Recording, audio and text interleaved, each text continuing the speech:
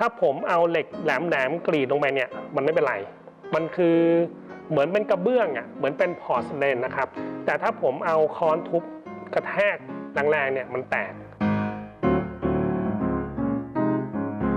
สวัสดีครับผมชื่อเล็กมโนนะครับก็เป็นนักออกแบบแล้วผมก็เป็นนักสะสมด้วยเช่นกันนะครับวันนี้ผมอยากจะพาท่านผู้ชมมาดูถึงนาฬิกา2เรือนนี้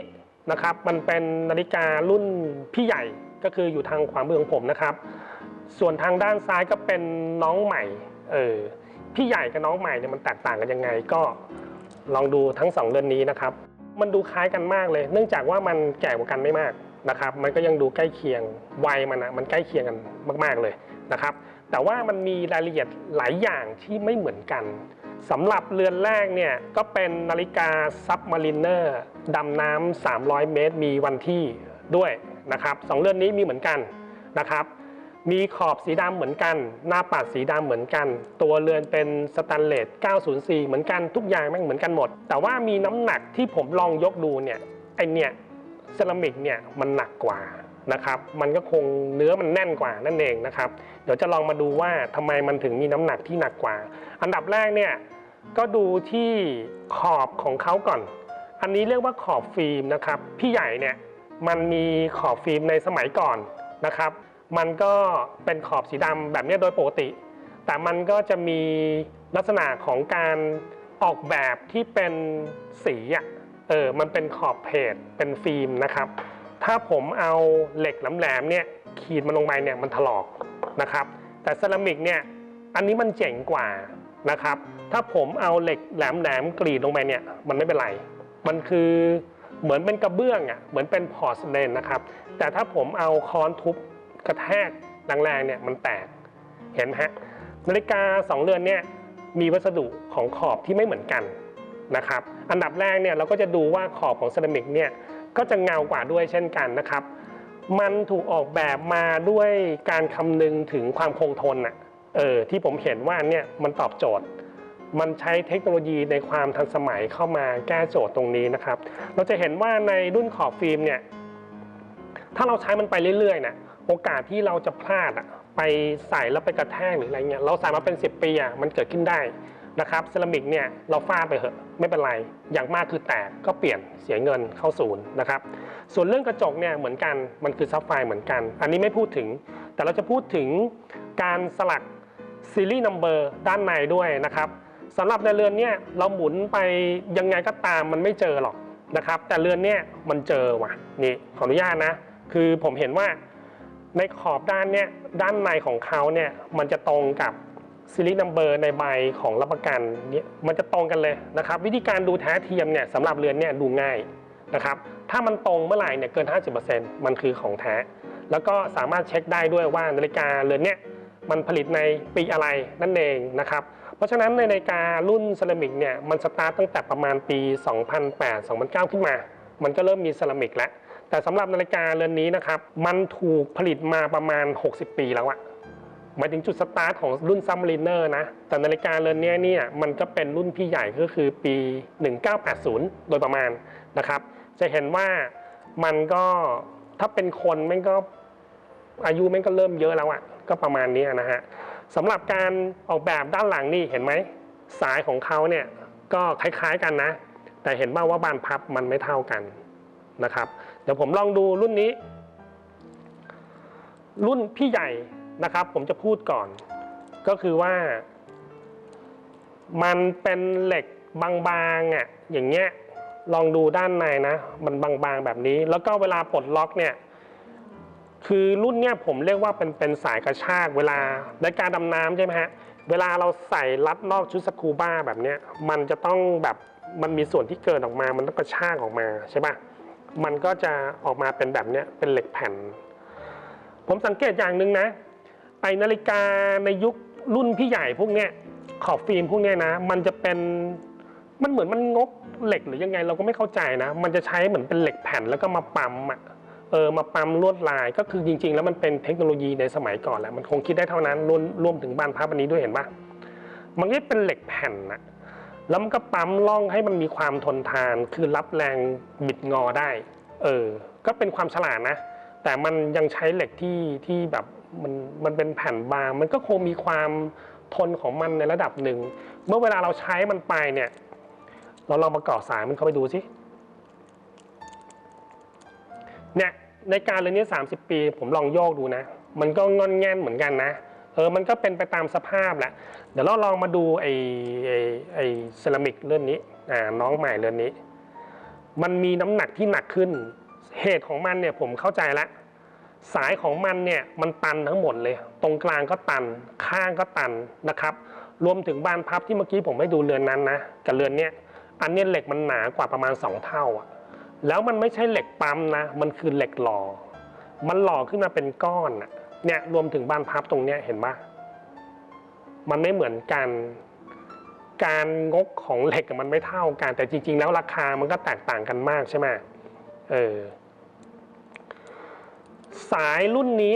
เวลาเราจะสไลด์ปลดออกมาเนี่ยผมดึงมันออกมาเลยแล้วก็สไลด์มันออกมาปุ๊บเนี่ยมันเข้าออกได้เนี่ยโคตรง่ายเลยเห็นปะถ้าผมอยากจะทำให้มันพอดีข้อมือของผมนะผมก็สไลด์มันเข้าไปใช่ปะแล้วผมก็ใส่มันเลยปึ๊กพอดีเลยถ้าผมจะใส่นาฬิกาเรือนนี้ไปดำน้ำใช่ไหมผมไม่ต้องทำอะไรกับมันมากผมก็ปลดล็อกแล้วก็ยืดมันออกมาเดี๋ยวลองล็อกกลับไปเหมือนเดิมนะเห็นปะมันง่ายมันออกแบบได้ดีมากๆเลยปัจจุบันนี้เราก็เห็นว่าแบบมันคงใช้คนออกแบบเป็นทีมเยอะก็เข้าใจแล้ว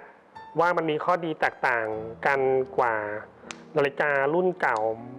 ก็ตรงนี้นี่เองนะครับกลับมาดูใหม่มันเหมือนกัน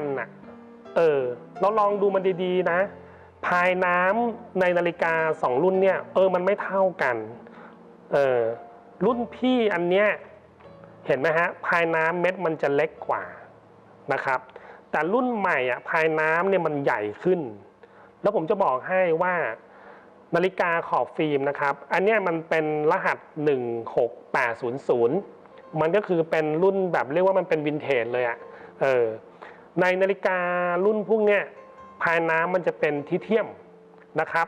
ส่วนตัวเนี้ยมันจะเป็นลูมิโนวานะครับเดี๋ยวผมลองให้โคสอัพดูนะถ้าเราเห็นรหัสคำว่าสวิต T25 เมื่อไหร่เนี่ยมันคือทิเทียมถามว่าทิเทียมมันเป็นยังไงเวลาเราใส่อยู่ในที่สว่างใช่ไหมเราเข้าไปในที่มืดมันแป๊บเดียวมันก็จะฝ่อลงความสว่างของมันจะฝ่อลงได้เร็วแต่ส่วนซูเปอร์ลูมิโนวาเนี่ยมันถูกออกแบบมาให้อยู่ใต้น้ำลึกไงมันก็จะซับแสงจากแสงอาทิตย์เวลาเราอยู่ใต้น้ำใช่ไหมแล้วมันจะเรืองแสงได้โคตรสว่างมากๆแล้วมันก็จะอยู่ได้นานมากกว่าเรือนนี้นะครับซูเปอร์ลูมิโนวามันจะมีโค้ดว่าสวิตเมตรเฉยๆเนอะแต่บางตัวเนี่ยมันจะเขียนว่า L ด้วยก็คือลูมิโนวานะแต่สำหรับตัวนี้มันเป็นรุ่นใหม่ไม่ได้เขียนอยู่แค่นี้นะครับแต่ให้สังเกตก็คือข้อสรุปนาฬิกา2 เรือนเนี่ยมันให้พายน้ำไม่เท่ากันนะฝั่งเซรามิกเนี่ยมันใหญ่กว่าเกือบ2 เท่านะครับอันนี้ก็คือข้อสังเกตเวลาเราเห็นนาฬิกาอยู่บนข้อมือลองมองมันดีๆว่าแบบ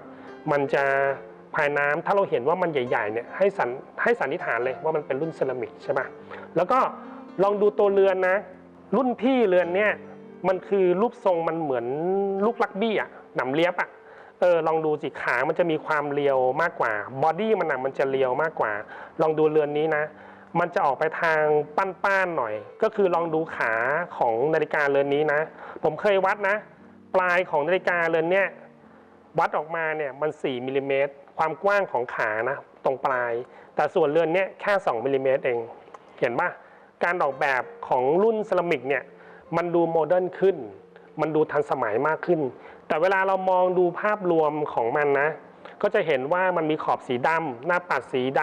ำตัวเรือนก็เป็นสแตนเลสทุกอย่างแม่งคล้ายกันหมดเลยแต่ว่าเราดูแล้วเห็นไหมพอเรามาเปรียบเทียบเนี่ยมันไม่เท่ากันเห็นไหมครับนี่แหละคือข้อแตกต่างวิธีการดูแบบเบื้องต้นง่ายๆนะครับส่วนเรื่องการกะเกณฑ์น้ำหนักเนี่ยผมลองเอาเครื่องชั่งน้ำหนักมาด้วยเดี๋ยวผมลองชั่งให้ดูว่านาฬิกา2 เรือนเนี่ยมันมีน้ำหนักประมาณไหน ใช่ไหมฮะโอเคตึ้ง สำหรับเรือนแรกผมวัดนาฬิการุ่นขอบฟิล์มก่อน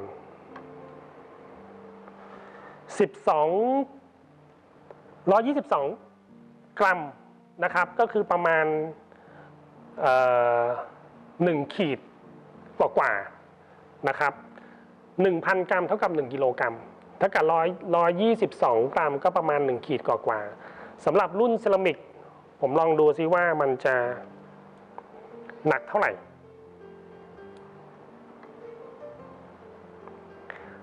149.4 กรัมก็คือประมาณขีดครึ่งนั่นเองเฮ้ยจริงๆแล้วผมเข้าใจว่านาฬิกามันน่าจะหนักประมาณแบบเกือบครึ่งกิโลอะตอนแรกคิดว่าอย่างนั้นนะเอ้ยจริงๆมันหนักแค่ขีดกว่าเอง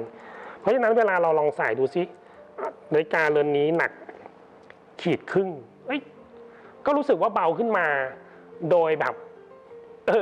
พอเรารู้ว่ามันแค่ขีดครึ่งเรารู้สึกว่ามันเบาขึ้นมานะแต่ก่อนหน้านี้เรารู้สึกว่ามันหนักมากกว่านะครับ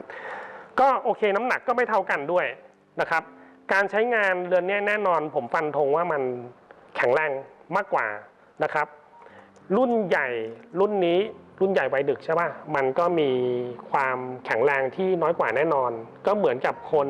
ที่มีกระดูกที่ไม่คนละเบอร์สายเรือนเนี้ยตอนแรกที่ผมบอกว่าสายมันไม่ตันเหมือนรุ่นเซรามิกเนี่ยมันตันทั้งหมดเลยทั้ง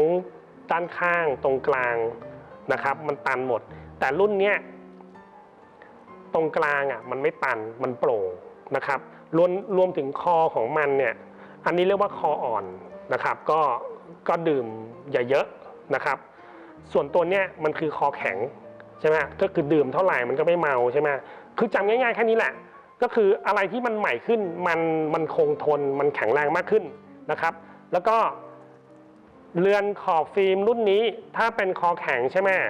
อันนี้มันเป็นปีเก่าด้านข้างมันจะมีรูด้วยนะครับเราจะได้ยินคำพูดบ่อยๆว่าคออ่อนคอแข็งข้างรูข้างตันอันเนี้ยข้างรูนะครับส่วนรุ่นเซรามิกเนี่ยไม่เคยมีข้างรูนะครับมันตันอย่างเดียวเกิดมามันตันเลยก็จะเห็นว่ามันก็จะมีเหล็กที่เรียบไปเลยแต่ส่วนด้านเนี่ยขอบฟิล์มเนี่ยเราต้องมาดูมันว่ามันเป็นรุ่นคออ่อนหรือคอแข็งนะครับข้างมีรูหรือข้างไม่มีรูนะครับสำหรับการดูราคาใน2เรือนนี้ง่ายมากเลยในรหัสของนาฬิกาเรือนนี้นะครับเนื่องจากมันเป็นวินเทจนะมันก็จะเป็นรหัสคือสำหรับตัวเนี้ย16800มันเป็นนาฬิกาในยุคปี1980ประมาณนะครับในตอนนั้นเนี่ยราคามันจะอยู่ประมาณสัก60,000 บาท 80,000 บาทประมาณเนี้ยนะครับสำหรับนาฬิกาของใหม่เรือนเนี้ยผมขายเกือบ300,000ละเนื่องจากมันอยู่ที่สภาพด้วยนะครับเพราะฉะนั้นเนี่ยนาฬิกาวินเทจเนี่ยเวลาพูดคือมันลึกมากมันเยอะมากบางคนบอกว่าภายน้ำต้องสีเข้มสีเท่ากันขอบต้องฟิล์มต้องยังไงแบบไหนนาฬิกาเรือนนี้ในช่วงนั้นมันผลิตมากน้อยแค่ไหนเลยคือมันมีดีเทลเยอะมากสำหรับนาฬิกาวินเทจนะครับแต่สำหรับเซรามิกเนี่ยค่อนข้างตายตัวนะครับนาฬิกาเซรามิกเนี่ยมันสตาร์ตตั้งแต่ประมาณปี2008ใช่ปะสำหรับรุ่นนี้นะตัวนี้ก็2010กว่า